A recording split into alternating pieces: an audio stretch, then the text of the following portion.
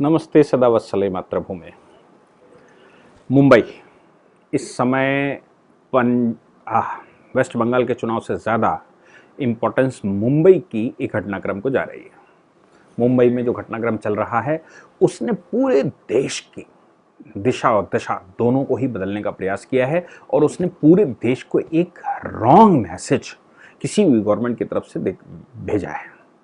Police की मुंबई में image, क्या वो फिल्मी स्टाइल में पुलिस काम करती है, और होम मिनिस्टर की इमेज जो फिल्मों में दिखाया जाता है कि होम मिनिस्टर किस प्रकार से सत्ता को हथियाने का प्रयास करता है और सबसे पावरफुल कैंडिडेट फिल्मी स्टाइल में रहता है। मुंबई पुलिस कमिश्नर परमवीर सिंह और सचिन वाजे। अब बात आती है महाराष्ट्र सरकार की। महाराष्ट्र में शिवसेना का मुख्यमंत्री, एनसीपी का उप मुख्यमंत्री और दूसरा होम मिनिस्टर, और कांग्रेस का थोड़ा बहुत रोल। लेकिन परमवीर सिंह जो मुंबई का पुलिस कमिश्नर है वो क्या कांग्रेस का व्यक्ति है? लोगों ने अनुमान लगाया, लोगों ने ये इंपॉर्टेंस दी, ये इंफॉर्मेशन दी कि सचिन वाजे शिवसेना का कैंडिडेट है। मानते हैं कि सचिन वाजे शिवसेना का कैंडिडेट है और इस समय कोप का भाजन बना हुआ है। दूसरा, परमवीर सिंह कौन सी पार्टी का है? परमवीर सिंह तो प्योर कांग्रेसी है। तो क्या कांग्रेस के पिठलग्गू या कांग्रेस के एक सिपह सालार जो प्रज्ञा भारती के इन्वेस्टिगेशन के दौरान यातनाएं देने वाला हिंदू धार्मिक नेत्री को इस तरह इन्वेस्टिगेशन करने वाला कि जिससे उनके अपने मुंह से कहानी सुनकर, प्रज्ञा जी के अपने मुंह से कहानी सुनकर ऐसा लगता है दिल दहल जाएगा। क्या ऐसा इन्वेस्टिगेशन भी एक साध्वी का किया जा सकता है, एक महिला का किया जा सकता है भारत में? जबकि चार्जशीट मुंबई पुलिस नहीं लगा पाई। उस समय परमवीर सिंह एटीएस के ज्वाइंट एडिशनल कमिश्नर थे। ATS anti terrorist squad Mumbai में बैठती है और उस समय जिस समय वो एटीएस में थे, मुंबई में या महाराष्ट्र में कांग्रेस की सरकार हुआ करती थी। यह मामला 2008 का है और कांग्रेस की सरकार वहां पर 1999 से लेकर 2014 तक बैठी किसी न किसी रूप में। चाहे वो सुशील कुमार शिंदे वहां के मुख्यमंत्री रहे हों, विलासराव देशमुख वहां के मुख्यमंत्री रहे हों, अशोक चौहान या पृथ्वीराज चौहान मुख्यमंत्री रहे हों, लेकिन सरकार तो कांग्रेस की थी। और 2008 में जब यह प्रकरण शुरू हुआ था प्रज्ञा भारती जी वाला, उस समय केंद्र में भी कांग्रेस की सरकार थी। परमवीर सिंह ने जिस प्रकार से गलत एलिगेशंस लगाए और इन्वेस्टिगेशन किया और प्रज्ञा जी ने अपने मुख से इंटरव्यू में बताया, इससे यह साफ जाहिर होता है कि परमवीर सिंह प्योर विशुद्ध रूप से कांग्रेस के डायरेक्शन पर काम करने वाला व्यक्ति है। यही कारण हुआ कि शिवसेना और कांग्रेस और एनसीपी की सरकार आई तो वो मुंबई का कमिश्नर बना। मुंबई के कमिश्नर रहते हुए उसने क्या नहीं किया, चाहे वो सुशांत सिंह राजपूत का केस हो, चाहे वो अर्नब गोस्वामी का केस हो, सब कुछ दिखाई दे रहा था कि राष्ट्रवादियों के खिलाफ किस प्रकार से परमवीर सिंह काम कर रहा था। ये उसकी अपनी प्रवृत्ति से भी मालूम पड़ता है और कांग्रेस के शासन के दौरान जो उसने इन्वेस्टिगेशन किए और देश में जो मैसेज गया या जो उसके कृत्य थे उससे भी परमवीर सिंह की खुला चिट्ठा दिखाई देता है। अब देखिए, पुलिस कमिश्नर कांग्रेस का और होम मिनिस्टर एनसीपी का। अब होम मिनिस्टर अगर एनसीपी का होगा और चीफ मिनिस्टर शिवसेना का, मैं शिवसेना को ज्यादा इसमें दोषी इसलिए नहीं मानता और इसलिए भी मानता हूं क्योंकि शिवसेना का अपना रोल नहीं है और शिवसेना की तरफ से जो मुख्यमंत्री का दायित्व इस समय संभाल रहे हैं उद्धव जी ठाकरे, उनको अनुभव नहीं है। हम बार बार इस बात को कहते आए हैं कि एक गैर अनुभवी व्यक्ति को, चाहे वो कितना भी ज्यादा इंटेलिजेंट क्यों ना हो, चाहे वो उसके पीछे संसार की सारी शक्तियां क्यों नहीं लगी हों, लेकिन एक गैर अनुभवी व्यक्ति को अगर आप सत्ता पर बिठाएंगे तो उसके द्वारा गलतियां करा जाना स्वाभाविक है। यहां पर भी उद्धव ठाकरे लगातार गलतियों पर गलतियां किए जा रहे हैं, लेकिन वो सत्ता सुख से और सत्ता के मोह से बंधे हुए हैं, इसलिए वो कुछ कर नहीं पा रहे हैं। जिस समय सचिन वाजे का प्रकरण आया और सचिन वाजे के मामले में कहा गया कि वो एक्सटॉर्शन एक्सपर्ट है और सचिन वाजे को, जो कि शिवसेना का सदस्य है, शिवसेना का सदस्य रहा है, उसको अगर होम मिनिस्टर ने, जो कि एनसीपी के हैं, होम मिनिस्टर ने 100 करोड़ रुपए महीने में एकत्रित करने का ठेका दिया और तभी उसको बहाल किया गया, जिसका कि ट्रांसफर, पोस्टिंग, सस्पेंशन, ये सब कुछ हाई कोर्ट के ऑर्डर पर पुरानी सरकार कर चुकी थी। उसको पुनः बहाल करना एपिडेमिक के टाइम पर और उसको 100 करोड़ का टारगेट रखना 100 करोड़ का टारगेट पूरा करने के लिए जो हिसाब लगाया गया कि वो 50-60 करोड़ ऐसे ऐसे करके इकट्ठा कर लेगा, लेकिन क्या ये माना जाए कि वो ऐसा टारगेट बनाते समय उसने मुकेश अंबानी को भी टारगेट बनाया? और ये जो जिलेटिन का मामला आया और ये जो जिलेटिन की छड़ें वहां पर पाई गई और एक एसयूवी पाई गई, उस एसयूवी में वो जो जिलेटिन की छड़ें रखी पाई गई, क्या ये माना जाए कि सचिन वाजे होम मिनिस्टर के डायरेक्शन पर मुख्यमंत्री के आशीर्वाद से सबसे एक्सटॉर्शन कर रहा था और वो मुकेश अंबानी को भी एक्सटॉर्शन करने के लिए लगातार दबाव बना रहा होगा और मुकेश अंबानी को शूट आउट करने का या उनको उड़ाने के लिए कुछ ना कुछ वो प्रेशर डाल रहा होगा? एक्सटॉर्शन के मामले में मैं आपको बता दूं, इंडियन पिनल कोड में एक्सटॉर्शन को डिफाइन किया गया है। एक्सटॉर्शन का मतलब होता है किसी के ऊपर भय दिखाकर उससे कुछ अनुचित कार्य करवाना या उससे धन लेना या उसकी प्रॉपर्टी लेना या उससे सहयोग लेना। अब अनुचित जो भय है, वो भय तो ऐसे भी दिखाया जा सकता है कि एसयूवी उसके बाहर मिली और उस एसयूवी में जिलेटिन की छड़ें मिली।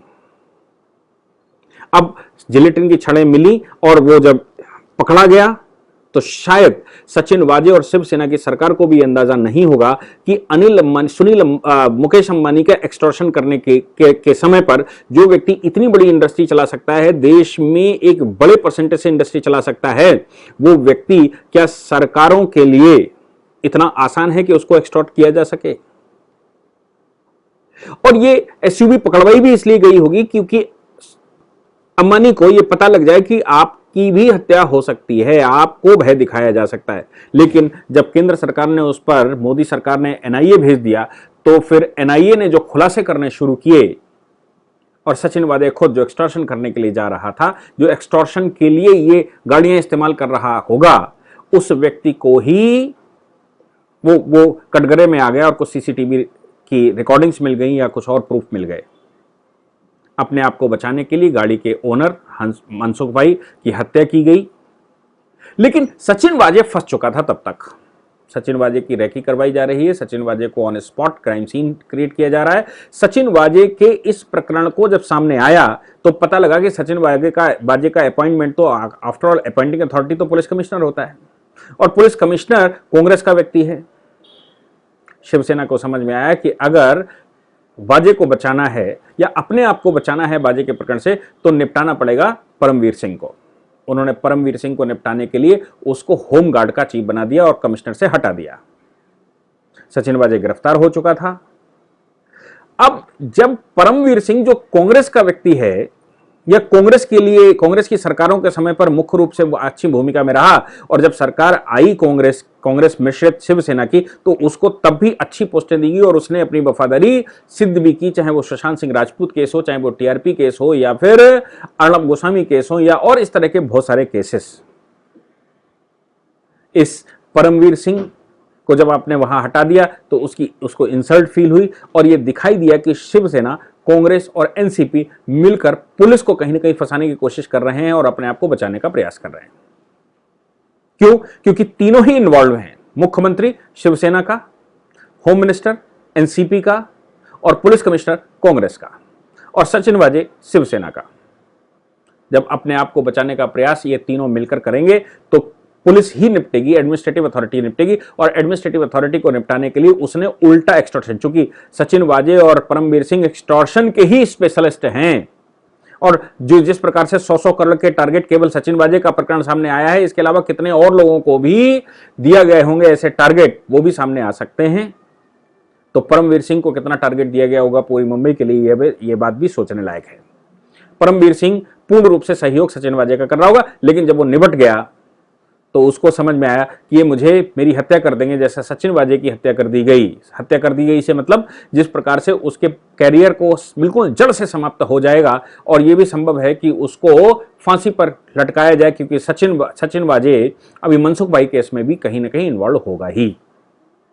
तो परमवीर सिंह को अपने बचाव के लिए एक ही रास्ता पॉलिटिकल विषाद पर लगा कि क्यों ना शिवसेना के इस खेल को, क्यों ना एनसीपी के होम मिनिस्टर के इस खेल को खोल दिया जाए। होम मिनिस्टर के इस खेल को खोलने के लिए उसने पूरी योजना में एक चिट्ठी में लिख कर दे दी और उसमें बताया कि 100 करोड़ रुपए डिमांड की गई थी और ये 100 करोड़ का सारा प्रकरण है। सवाल यहां पर आता है कि 100 करोड़ का प्रकरण तो छोड़ दीजिए, पूरे महाराष्ट्र में क्या होता होगा और इससे पहले 100 करोड़ कितने लोगों से मांगे जाते गए होंगे? क्या फिल्मी स्टाइल में जिस प्रकार पुलिस वसूली करती है, क्या वही वहां पर चल रहा है? शिवसेना के मुख्यमंत्री होने के नाते मुख्यमंत्री का यह दायित्व तो बनता था कि वो एनसीपी और कांग्रेस के होते हुए भी दोनों को, उनको मालूम है कि एनसीपी और कांग्रेस दोनों ही किस प्रकार की पार्टी और किस मूल विचारधारा से आती हैं और मूल विचार उनका क्या है, वो किस प्रकार हिंदुत्व के विरोधी हैं, वो किस प्रकार देश के प्रति काम करने वाले लोग हैं, वो किस प्रकार से देश की स्थिति को सोचने वाले लोग हैं और किस प्रकार से देश का मनोबल डाउन करने वाले लोग हैं, प्रज्ञा भारती प्रकरण में दिखाई दिया ही होगा। तो फिर सब कुछ दारोमदार था मुख्यमंत्री के ऊपर। मुख्यमंत्री इनको कैसे कंट्रोल करे, सरकार गिरे तो गिर जाए लेकिन मुख्यमंत्री इन पर कंट्रोल करे, ये मुख्यमंत्री का दायित्व बनता था। मुख्यमंत्री चूंकि गैर अनुभवी व्यक्ति हैं, उनको सत्ता चलाने का अनुभव नहीं है और उनको ज्यादा नहीं आता, मुझे लगता है कि उनको बहुत अनुभव नहीं है, इसलिए ये सारे प्रकरण सामने आए। इन प्रकरणों में भारत सरकार ने एनआईए अपॉइंट करके एक बड़ा उचित फैसला लिया, क्योंकि मुकेश अंबानी के घर के सामने और एक उद्योगपति के घर के सामने अगर विस्फोट हो जाएगा तो आप समझिए कि भारत में आने वाले इन्वेस्टमेंट पर क्या प्रभाव पड़ेगा, भारत में चल रहे उद्योग धंधों पर क्या प्रभाव पड़ेगा। क्योंकि व्यापारी देश का हो यह आवश्यक नहीं है, व्यापारी को जब अपनी जान का खतरा लगता है तो वो अपने व्यापार को बेचकर किसी दूसरे देश में शिफ्ट भी हो जाता है। भारत में ऐसे बहुत सारे इलस्ट्रेशन हैं जिसमें दूसरे देशों में शिफ्ट हैं। तो क्या मुकेश अंबानी को टारगेट किया गया, इसलिए केंद्र सरकार की जिम्मेवारी बनती थी कि भारत में आ रहे इन्वेस्टमेंट, भारत के उद्योगपतियों को, भारत में काम करने वाले व्यक्ति, भारत के इंडस्ट्रियलिस्ट को बचाया जाए और इनके बचाने के लिए एनआईए की इन्वेस्टिगेशन बिठाई जाए। हालांकि उस समय शिवसेना और राज्य की सरकार ने भरपूर विरोध किया। बहुत सारे, मैंने सामना के पीछे एक प्रकरण को पूरा बताया भी था कि सामना ने किस प्रकार एनआईए के ऊपर क्वेश्चंस लगाने शुरू किए और एनआईए से कहा कि आप उरी के मामले में क्या कर पाए, पठानकोट के मामले में क्या कर पाए, या फिर आप वहां जो और घटनाएं हुई, पुलवामा की घटनाएं हुई जिनमें सैनिक हमारे मारे गए, उन सैनिकों के मामले में एनआईए ने क्या इन्वेस्टिगेशन किया। अब समझ में आने लगा है कि एनआईए की उपस्थिति मात्र से महाराष्ट्र में किस प्रकार का भूचाल आया हुआ है। मोदी सरकार के रिप्रेजेंटेटिव सिर्फ उपस्थित हो जाते हैं तो क्या समस्याएं आती हैं और क्या खुलकर आता है, ये शिवसेना को अब समझ में आ चुका होगा, एनसीपी को भी समझ में आ चुका है और कांग्रेस तो पहले से घिरी हुई है। परमबीर सिंह कांग्रेस का निपट गया, सचिन वाजे शिवसेना का निपट गया और मुख्यमंत्री गृह मंत्री एनसीपी का निपट गया। अब सरकार में क्या बचता है ये सरकार को तय करना पड़ेगा। अगर नैतिकता के आधार पर वो ये उद्धव ठाकरे जी ये कहना चाहते हैं कि उनका कोई इन्वॉल्वमेंट इसमें नहीं है और उनकी जानकारी में नहीं है, तो नैतिकता तो यही कहती है कि वो एनसीपी और कांग्रेस को साइड दिखाएं और अपनी मूल विचार, जो उनके पिता की विचारधारा थी, जो कहते थे कि सत्ता को मैं चूटी से भी पकड़ना नहीं चाहता, उनकी विचारधारा के आधार पर उनको 2 कदम आगे बढ़ जाना चाहिए और अपनी प्रतिष्ठा को, अपने पिता की प्रतिष्ठा को पुनः बचा लेना चाहिए। उसका दूसरा तरीका यह भी है कि अगर एनसीपी और कांग्रेस, वो तो भ्रष्टता के चरम सीमा पर हैं ही, और जो वो कर सकते हैं अपने प्राणों को बचाने के, अपने प्राणों से मतलब अपनी पार्टी को बचाने के लिए या खेल खेलने के लिए जीवन भर सत्ता में रहे। अब वो सत्ता में लंबे समय से नहीं है, इसलिए उनको धन की आवश्यकता तो होना स्वाभाविक है। वो अपने आप को बचाने के लिए क्या क्या षड्यंत्र नहीं रच रहे हैं ये दिखाई देता है। सीएए के आंदोलन में उन्होंने क्या रोल प्ले किया और किसान मूवमेंट के समय वो क्या रोल प्ले कर रहे हैं, ये जग जाहिर है, ये सारे देश को दिखाई देता है। ऐसी परिस्थिति में अगर आप और हम शिवसेना पर विश्वास करना चाहते हैं तो शिवसेना का दायित्व बनता है, उद्धव ठाकरे जी का दायित्व बनता है कि कोई ऐसा सलूशन निकालें जिससे उनकी छवि बचाई जा सके। अन्यथा ये माना जाएगा कि वो कांग्रेस और एनसीपी के ही रास्ते पर चल दिए हैं और इसीलिए वो सरकार बीजेपी के साथ नहीं बनाना चाहते थे, क्योंकि बीजेपी के समय पर सचिन वाजे जैसे लोगों को ऑबलाइज नहीं कर सकते थे और धन की कमाई नहीं कर सकते थे। क्योंकि शिवसेना के बहुत कहने के बावजूद भी उस समय की फडणवीस सरकार ने सचिन वाजे को अपनी टीम में नहीं रखा था और हाई कोर्ट के ऑर्डर होने के बाद सचिन वाजे को टीम के बाहर कर दिया गया था और वो पुलिस विभाग में भी नहीं थे। शिवसेना के मुख्यमंत्री ने इस एपिडेमिक के टाइम पर सचिन वाजे को वापस लिया, पूरी टीम जो निकाली गई थी उसको वापस नहीं लिया, सिर्फ सचिन वाजे को वापस लिया गया, ये कहते हुए कि अधिकारियों की कमी है इसलिए सचिन वाजे चाहिए।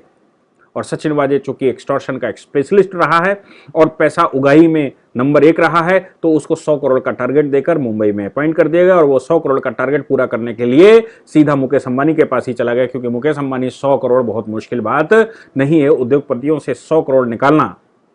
ये सरकार ने चुना। मुख्यमंत्री इन उद्योगपतियों को सुविधाएं दें जिससे कि उद्योग बढ़े और टैक्सेस की वसूली राज्य में बढ़े, उसकी बजाय वो मुख्यमंत्री के वो उद्योगपति के विरोधी में ही चले गए। बिल्कुल वैसे ही जैसे कभी उत्तर प्रदेश में समाजवादी पार्टी और बसपा की सरकारें हुआ करती थी तो उद्योगपति कांपते थे कि उत्तर प्रदेश में व्यापार करने का मतलब है बहुत कुछ गलत हो जाना, उत्तर प्रदेश में व्यापार नहीं करेंगे। योगी जी के समय पर सारी इस तरह की कंपनियां उत्तर प्रदेश की तरफ आकर्षित हुई, क्योंकि उत्तर प्रदेश में भयमुक्त वातावरण में उनको लगा कि नहीं, उत्तर प्रदेश में अगर हम व्यापार करते हैं तो आज की तारीख में कमीशन भी बचेगा, समस्याएं बचेंगी, सिंगल विंडो खोल दी गई है, व्यवसाय मित्र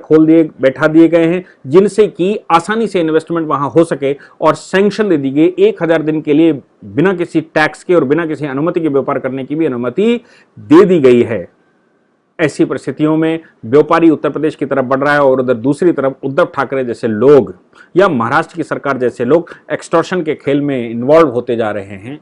सचिन वाजे प्रकरण ये बिल्कुल साफ बताता है कि ये मामला 100 करोड़ का नहीं था, ये मामला बहुत बड़ा रहा होगा। ये एक्सटॉर्शन फ्रॉम मुकेश अंबानी का मामला रहा होगा और मुकेश अंबानी के खेलने में चूंकि एनआईए बीच में इन्वॉल्व हो गई इसलिए मुकेश अंबानी तो बच गए, लेकिन पूरी की पूरी महाराष्ट्र की सरकार, तीनों पार्टियों की मिली जुली सरकार और साथ में करप्ट पुलिसमैन सारे के सारे हाशिए पर आ गए। परमवीर सिंह को लगा कि मैं मर रहा हूं तो क्यों ना प्रकरण खोल ही दूं, और जब मैं प्रकरण खोलूंगा तो फिर एनआईए की जो जांच होगी उसमें मुझे कुछ लाभ मिल जाएगा, क्योंकि वो उनका मानना रहा होगा कि केंद्र की सरकार के कंट्रोल में आती है, लेकिन उनको पता नहीं केंद्र की सरकार आज की किसी को भी माफ नहीं करती है। जो इन्वॉल्व है वो जो शामिल है उसके खिलाफ मुकदमा होना ही है और वो कटघरे में आना ही है। बिल्कुल वैसे ही जैसे उत्तर प्रदेश में अलीगढ़ जैसे कुछ जगहों पर यह प्रकरण आए कि बीजेपी के एमएलए या भारतीय जनता पार्टी के मेंबर्स पुलिस थाने में जाकर उन्होंने कुछ पुलिस स्टेशन में किया, योगी जी से शिकायत हुई कि पुलिस थाने में मेरे साथ गलत हुआ। बाद में योगी जी ने उन विधायकों को ही आड़े हाथों लिया और कहा गलती अगर तुम्हारी है तो पुलिस के ऊपर ऑब्जेक्शन नहीं आना चाहिए, मैं पुलिस को कंट्रोल करना चाहता हूं, पुलिस को सही दिशा दिखाना चाहता हूं और पुलिस को अनलिमिटेड पावर देना चाहता हूं ताकि वो भय मुक्त और गुंडा मुक्त उत्तर प्रदेश बना सकें। ऐसी परिस्थितियों में ये सोचना होगा कि महाराष्ट्र सरकार किस दिशा में चल चुकी है। क्या यही कारण है कि उन्होंने बीजेपी की सरकार न बनाकर एनसीपी और कांग्रेस की सरकार बनाई थी ताकि वो सचिन वाजे जैसे लोगों को ऑबलाइज कर सकें और खूब सारे पैसे और खूब सारा धन इकट्ठा कर सकें लंबे समय से। 1999 के बाद 2014 तक, चूंकि 2019 तक वो सत्ता से बाहर रहे, 2014 में सत्ता में रहे होंगे, लेकिन चूंकि बीजेपी लेड गवर्नमेंट थी इसलिए बहुत कुछ लाभ नहीं कर पाए होंगे, बहुत कुछ नहीं कमा पाए होंगे। इसलिए फुल फ्लैश सरकार बनाकर अब सारा का सारा भैंस सहित खोया से मतलब भैंस जो दूध देती है वो रोज रोज दूध क्या निकालना, भैंस को मारकर ही पूरा खोया निकाल लेना और भैंस का ही उपयोग कर लेना, दूध की आवश्यकता नहीं है, ऐसा सोचते हुए उन्होंने सरकार बनाई होगी। लेकिन वो सरकार उन्होंने एनसीपी और कांग्रेस के साथ बनाई जो कि भ्रष्टाचार के मामले में सदैव से अव्वल दर्जे पर रहे हैं। आज़ादी के बाद यही कारण था कि भारत आज़ादी के बाद अपने समकालीन देशों में सबसे पिछड़ा हुआ देश माना जाता है। पाकिस्तान की बात छोड़ दीजिए, नहीं तो सबसे पिछड़ा हुआ देश माना जाता है। हमारे समकालीन जो देश आज़ाद हुए, चाहे वो सिंगापुर हुआ हो, चाहे वो हांगकांग का मैटर रहा हो, चाहे वो चीन का मैटर रहा हो, वो उनकी सबकी जीडीपी हमसे बहुत स्ट्रांग है, जबकि हमारे पास सारे संसाधन हैं और हमारे पास सारी अपॉर्चुनिटीज हैं, उसके बावजूद हम पिछड़े हुए इंसान हैं। गुड लक, और मैं विश करूंगा कि उद्धव ठाकरे जी पुनः अपने पिता के मार्गदर्शन पर काम करेंगे, इससे उनका विकास होगा और वो भ्रष्ट रास्ते से बचेंगे, ऐसा उम्मीद करता हूं। Thank you very much.